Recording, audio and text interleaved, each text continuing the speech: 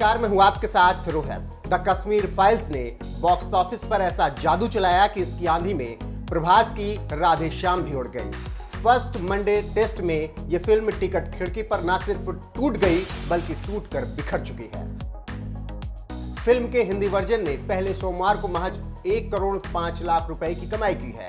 शुक्रवार opening day के मुकाबले फिल्म की कमाई में सोमवार को 70% की गिरावट दर्ज हुई है। फिल्म ने 4 दिनों में हिंदी वर्जन से सिर्फ 15.50 करोड़ रुपए का बिजनेस किया है। हालांकि देश भर में फिल्म की कुल कमाई 4 दिनों में 101 करोड़ रुपए के आंकड़े को पार कर चुकी है। वहीं हिंदी बेल्ट में इसे फ्लॉप बताया जा रहा है। राधे श्याम देश भर में 5 भाषाओं में रिलीज हुई। यही नहीं, इसे 3700 से ज्यादा स्क्रीन पर रिलीज किया गया, जबकि कश्मीर फाइल्स शुक्रवार को महज 700 स्क्रीन पर रिलीज हुई थी। रविवार से फिल्म के स्क्रीन की संख्या बढ़कर 2000 तक हो गई। ये आंकड़े अभी भी राधे श्याम से कम हैं। बावजूद इसके द कश्मीर फाइल्स ने 42 करोड़ रुपए का बिजनेस किया है। वहीं 5 भाषाओं में रिलीज होने के बाद भी प्रभास की फिल्म ने इस मुकाबले में कम कमाई की है। राधे श्याम एक रोमांटिक फिल्म है। प्रभास के साथ इसमें पूजा हेगड़े की जोड़ी नजर आई है। राधे श्याम के साथ इससे भी बड़ा मुद्दा यह है कि फिल्म आंध्र प्रदेश में पूरी तरीके से पिट गई। 4 दिनों में आंध्र प्रदेश से सिर्फ 3 करोड़ रुपए की कमाई हुई। इस फिल्म ने हिंदी वर्जन से पहले दिन शुक्रवार को 4 करोड़ 5 लाख रुपए का कारोबार किया था। शनिवार को भी 4 करोड़ 5 लाख रुपए की ही कमाई हो सकी। रविवार को यह बिजनेस 5 करोड़ रुपए का रहा, जबकि सोमवार को कमाई घटकर 1 करोड़ 5 लाख रुपए ही हो गई। जिस तरह से इसकी कमाई गिर रही है और पहले ही दिन से कारोबार उम्मीद के मुताबिक नहीं है, उससे यही कयास लगाया जा सकता है कि प्रभास की इस फिल्म का भविष्य बहुत अच्छा नहीं है। कहना गलत नहीं होगा कि अनुपम खेर की फिल्म के आगे प्रभास फीके पड़ गए हैं। वैसे आपका इस खबर पर क्या कुछ कहना है, अपनी राय कमेंट करके हमें बता सकते हैं। साथ ही अगर आपने द कश्मीर फाइल्स देख ली हो तो अपने अनुभव भी हमारे साथ साझा कर सकते हैं। Anupam sir, this one's for you.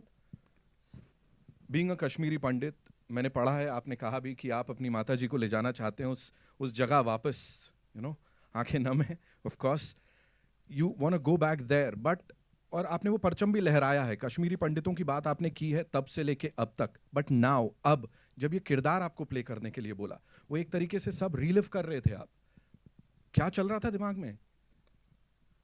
बहुत मुश्किल होता है उस किरदार को प्ले करना जो आपने महसूस किया हो, बिकॉज महसूस करना जो है when you are performing that as an actor, सिर्फ महसूस करना काफ़ी नहीं होता है, बिकॉज आपको एक फिल्म के दायरे में एक्टिंग करनी है। तो इस फिल्म के 2 पहलू हैं, as an actor and as a person. तो जहाँ तक पर्सन की बात है, आप कितना भी महसूस कर लो, अगर वो एक्टर अच्छा नहीं है तो वो पर्दे पर उस दर्द को, उस तकलीफ को नहीं ला सकता है। महसूस तो हम सब लोग करते हैं, हम सब लोग दुख महसूस करते हैं, हम तकलीफ महसूस करते हैं, खुशी महसूस करते हैं, हंसते हैं, रोते हैं, but everybody can't act it out. It's a job of an actor to do that. So I want to separate 2 issues over here. One is that just because I'm a Kashmiri Pandit does not mean that I will be able to portray that pain brilliantly unless I can project what I'm feeling. जब विवेक ने मुझे पता लगा कि वो ये film कर रहे हैं और उन्होंने मुझे ये रोल दिया, और सबसे पहली बात जो इन्होंने मुझे बोली कि मैंने कहा इस कैरेक्टर का नाम क्या रखा है, तो इन्होंने कहा पुष्कर नाथ। पुष्कर नाथ मेरे पिताजी का नाम है, मेरे अपने पिताजी का। तो हम जब देहरादून पहुँचे इसकी शूटिंग करने के लिए, तो मिथुन जी और पुनीत और दर्शन ऑलरेडी शूटिंग कर रहे थे। अलग से एक फिल्म का माहौल ही कुछ अलग था। ऐसा लग रहा था कि कुछ बहुत ही इम्पॉर्टेंट फिल्म बन रही है, क्या हो रहा है, क्या सिचुएशन है। हम तो बाहर से आए थे, फ्लाइट से ऐड किए थे, रास्ते में खाना वाना खा के गए थे, and then it dawned on me what it is to be playing Pushkar Nath, a simple normal human being जिसको कोई दुनिया की ऐसी चीज़ों का पता नहीं है। I was representing a normal Kashmiri Pandit from Kashmir, which my father represented very well, and then it was difficult to do that role, because how do I separate the emotions of Anupam Kher from the emotions of actor Anupam Kher? What is real and what is acting?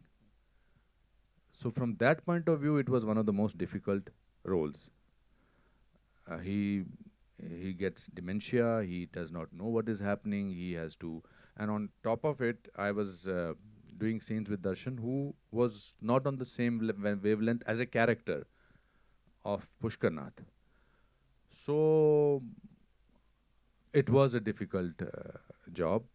Plus कहानी वो थी जो मैं सुन चुका था अपने रिश्तेदारों से, करीबी रिश्तेदारों से, मेरे मामा से, मेरी माँ से, और हम सब वो अंडर द रग उसको जब छुपाते हैं ना, जब तकलीफ बहुत ज़्यादा होती है तो उसको दबा के रखते हैं. That's why it turns into depression.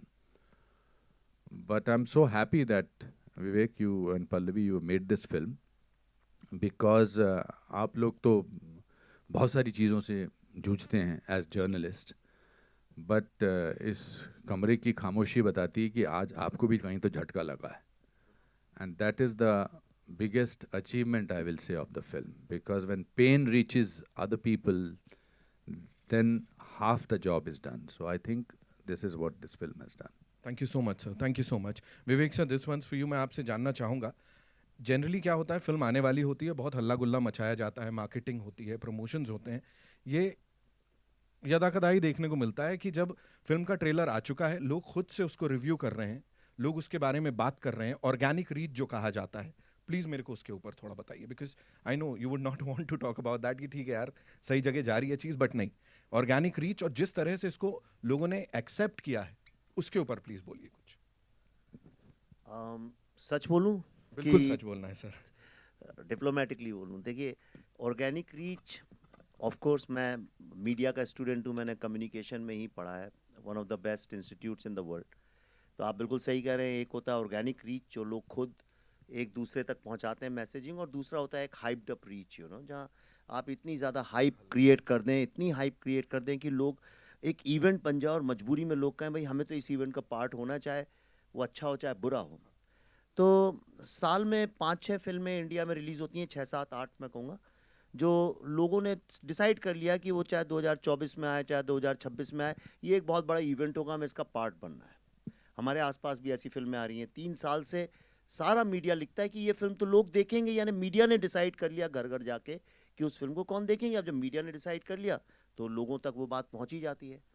पर मैं जितनी फिल्में बना रहा हूँ अब इन विवेक अग्निहोत्री 2.0 में, उसमें इन फिल्मों को हाइप अप करने का स्कोप ही नहीं है, क्योंकि वो इतनी रियल है, इतनी जुड़ी हैं ज़मीन से, और ऐसा कोई हमारे साथ उस तरह के भी स्टार्स और एक पूरा मसल और मैकेनिज़्म काम नहीं करता है हमारे साथ भी जो वो हाइप क्रिएट कर सके.